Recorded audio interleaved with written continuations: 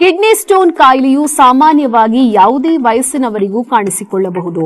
Kidney stone ಹೇಗೆ ಉಂಟಾಗುತ್ತದೆ ಅಂದ್ರೆ ನಾವು ಕುಡಿಯುವ ನೀರು ಮತ್ತು ಆಹಾರದಲ್ಲಿ ಖನಿಜಗಳು ಮತ್ತು ಲವಣಗಳು ಇರುತ್ತವೆ. ಇವುಗಳೆಲ್ಲ ಒಂದು ಕಡೆ ಶೇಖರಣೆಯಾಗಿ ಘನರೂಪ ತಾಳುತ್ತವೆ. ಇವು ಮೂತ್ರಪಿಂಡದೊಳಗೆ ಹೋಗುವವರೆಗೆ ನಮಗೆ ನೋವು ಕಾಣಿಸಿಕೊಳ್ಳುವುದಿಲ್ಲ. ಮೂತ್ರಪಿಂಡ ಸೇರಿದ ಮೇಲೆ ಪಕ್ಕೆಗಳಲ್ಲಿ ನೋವಿನ ಅನುಭವವಾಗುತ್ತದೆ.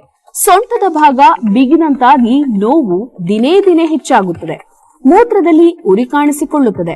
ಮೂತ್ರದ ಬಣ್ಣ ಬದಲಾಗುತ್ತದೆ.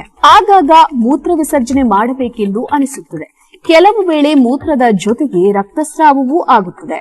ಇಂತಹ ಅನುಭವಗಳು ಕಾಣಿಸಿಕೊಂಡಲ್ಲಿ ಕಿಡ್ನಿ ಸ್ಟೋನ್ ಆಗಿದೆ ಎಂದು ತೀರ್ಮಾನಿಸಲಾಗುವುದು. ಕೆಲವೊಮ್ಮೆ ಮೂತ್ರ ವಿಸರ್ಜನೆ ನಿಂತು ಹೋಗುವ ಸಂಭವವೂ ಬರಬಹುದು. ಕಲ್ಲಿನ ಗಾತ್ರದ ಮೇಲೆ ನೋವಿನ ಪ್ರಮಾಣ ಗೊತ್ತಾಗುತ್ತದೆ. ಹೆಚ್ಚು ನೀರು ಕುಡಿಯದಿದ್ದರೆ ಅಥವಾ ಆಹಾರದಲ್ಲಿ ಹೆಚ್ಚು ಉಪ್ಪು ಸೇವನೆ, ಜಿಡ್ಡಿನ ಆಹಾರ, ಮಸಾಲೆ ಸೇವನೆಯಿಂದಲೂ ಕಿಡ್ನಿ ಸ್ಟೋನ್ ಉಂಟಾಗುತ್ತದೆ. ತುಳಸಿ ಸೇವನೆ, ಸೇಬು ಹಾಗೂ ದ್ರಾಕ್ಷಿ ಸೇವನೆ ಉತ್ತಮವಾಗಿರುತ್ತದೆ. ಕಿಡ್ನಿ ಸ್ಟೋನ್ ಆದವರು ಹೆಚ್ಚು ನೀರನ್ನ ಕುಡಿಯಬೇಕು.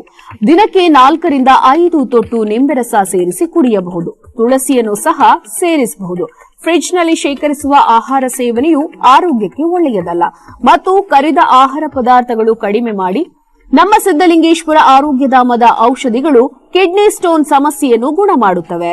ಯೂರೋಸೋದಾ ಔಷಧಿ ಕೆಲವು ದಿನಗಳಲ್ಲಿ ಕಲ್ಲುಗಳನ್ನು ಕರಗಿಸಿ ಕಿಡ್ನಿ ಸ್ಟೋನ್ಗೆ ಪೂರ್ಣ ವಿರಾಮ ಕೊಡುತ್ತದೆ.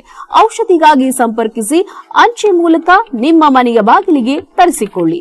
ನಮ್ಮ ದೂರವಾಣಿ ಸಂಖ್ಯೆ 8197885537.